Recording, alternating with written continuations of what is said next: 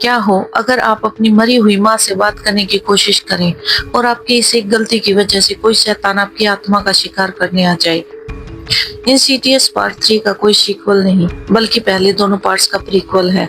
यह घटना Lambert family के केस में 3 साल पहले की है। इसमें दिखाया गया है एलिस रेनियर कैसे भूत प्रेत भगाने का काम फिर से शुरू करती है और कैसे उसकी मुलाकात स्पेक्स और टकर से होती है।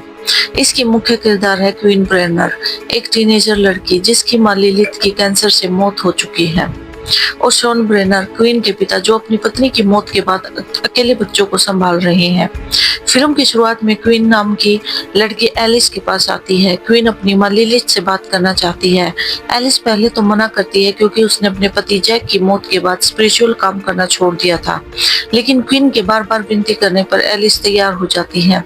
जैसे ही एलिस फर्दर से संपर्क साधने की कोशिश करती है, उसे एक बेहद खतरनाक और खौफनाक चीख सुनाई देती है जो उसे जान से मारने की धमकी देती है। एलिस तुरंत सेशन रोक देती है और क्वीन को चेतावनी देती है, जब तुम किसी एक मरी हुई आत्मा को पुकारती हो तो बाकी सारी आत्माएं भी तुम्हारी आवाज सुन लेती हैं। एलिस की चेतावनी के बावजूद क्वीन घर जाकर खुद अपनी मां से बात करने का प्रयास करती है। घर पर हम उसके पिता शॉन बर्नर को देखते हैं जो कि उसकी मां लिलिथ की मौत के बाद घर और बच्चों दोनों को संभाल रहा है। और जब वह अपने भाई को स्कूल में छोड़ने के लिए जाती है, तभी हम उसके दोस्त को भी देखते हैं जो कि उसके पड़ोस में ही रहता है और उसे पसंद भी करता है। इसके बाद क्वीन अपने एक थिएटर ऑडिशन के लिए जाती है। जब वह थिएटर में अपने ऑडिशन की तैयारी कर रही है, तभी उसको ऊपर एक आदमी दिखाई देता है जिसके मुंह पर ऑक्सीजन का मास्क लगा हुआ है, लेकिन ऑडिशन में वह फेल हो जाती है। ऑडिशन से लौटते वक्त सड़क पर कुछ वक्त अपनी फ्रेंड के साथ बिताती है, लेकिन जैसे ही घर लौटने के लिए वह वापस मुड़ती है तो सड़क के पार उसे एक अजीब आदमी काले कपड़ों और ऑक्सीजन मास्क में हाथ हिलाता हुआ दिखाई देता है। क्वीन का ध्यान भटक जाता है और वह एक तेज रफ्तार कार उसे जोरदार टक्कर मार देती है।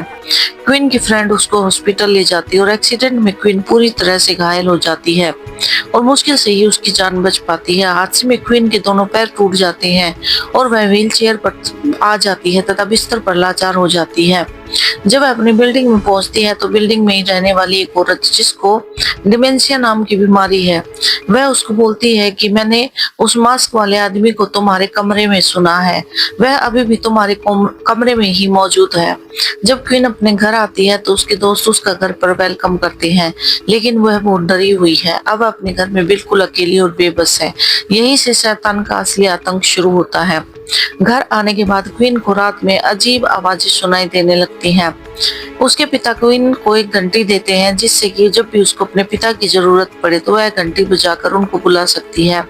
तो रात में अचानक क्वीन जब सो रही होती है तो उसको घंटी के बजने की आवाज सुनाई देती है, लेकिन जब वह जाग कर देखती है तो घंटी तो अपनी जगह पर ही रखी हुई है। लेकिन तभी उसके पिता भी कमरे में आते हैं और कहते हैं कि उनको भी घंटी बजने की आवाज सुनाई दी थी। तब वह अपनी बुक पढ़ रही होती है तो दीवार पर नॉक करती है, क्योंकि दीवार की दूसरी साइड उसका वही दोस्त रहता है जो उसको पसंद करता है। तो वह इधर से जब दीवार पर नॉक करती है तो उधर से भी नॉक करने की आवाज आती है। वह यह सोचकर खुश होती है कि उधर उसका दोस्त है। तभी वह अपने दोस्त को टेक्स्ट करती है कि उधर से रिप्लाई आता है कि मैं तो घर पर हूँ ही नहीं, मैं अपनी ग्रैंड मॉम के साथ आया हुआ हूँ। यह देखकर वह डर जाती है कि जब वह अपने घर में मौजूद ही नहीं है तो दीवार की दूसरी तरफ से नॉक कौन कर रहा है। रात को छत पे काले डरावने कीचड़ और पैरों के निशान फर्श पर छप जाते हैं। वह एक रात को शैतानी साया the man who can't breathe उसके कमरे में आता है और उसे घसीट कर खिड़की से बाहर फेंकने की कोशिश करता है। उसके पिता शॉन समय रहते उसे बचा लेते हैं, लेकिन क्वीन की गर्दन में गंभीर चोट आती है। इधर हम एलिस को देखते हैं जो कि अपने घर में सो रही है। तभी उसे अजीब सी आवाज आती है। वह देखती है कि फर्श पर गंदे कीचड़ के निशान पड़े हुए हैं। वह उनका पीछा करते हुए नीचे बेसमेंट तक जाती है। तभी उसे वहां पर मैन हू कांट ब्रीथ दिखाई देता है और जिसे देखकर वह बहुत ज्यादा घबरा जाती है। बाहर आकर वह बेसमेंट को लॉक कर देती है। रात को जब क्वीन बाहर सोफे पर सो रही है तभी अचानक से उसको कोई हलचल सुनाई देती है, तो वह डर कर अपना मुंह चादर से ढक लेती है। लेकिन जब वह अपने मुंह से चादर हटाती है तभी उसको दिखाई देता है कि वह ऊपर वाले फ्लोर यानी कि 5th फ्लोर पर आ चुकी है और जिस फ्लैट के सामने वह खड़ी है उसका नंबर है 514। तभी वह घबरा कर लिफ्ट की तरफ भागती है, लेकिन लिफ्ट नहीं खुलती। तभी हम देखते हैं कि उसके पीछे मैन हु कांट ब्रीथ खड़ा है और उसकी व्हीलचेयर को पकड़ता है तथा उसको तेजी से फ्लैट नंबर 514 के अंदर धकेल देता है।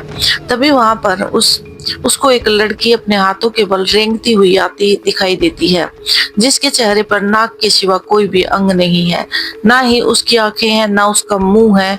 उसको देखकर क्वीन बहुत डर जाती है। वह लड़की उसकी तरफ बढ़ रही है। उसको देखकर वह बहुत जोर जोर से चिल्लाती है, फर्श पर हाथ ठोकती है। तभी नीचे उसके पापा सो रहे हैं तो उनको उसकी आवाज सुनाई देती है। वह भाग कर ऊपर आते हैं। तब क्वीन उनसे कहती है कि उधर देखिए। तभी वह देखता है कि वह फिर से कीचड़ के पैरों के निशान बने हुए हैं। तो दोस्तों, आज की कहानी बस यहीं तक। मूवी का आधा अगला पार्ट हम देखेंगे अपने नेक्स्ट वीडियो में, क्योंकि अगर हम एक ही वीडियो में इसका पूरा एक्सप्लेनेशन करने लगे तो यह वीडियो बहुत बड़ा हो जाएगा। तो अगर आप इस मूवी का सेकंड पार्ट देखना चाहते हैं तो कमेंट में पार्ट 2 टाइप करें। तो दोस्तों, फिर मिलते हैं नेक्स्ट वीडियो में।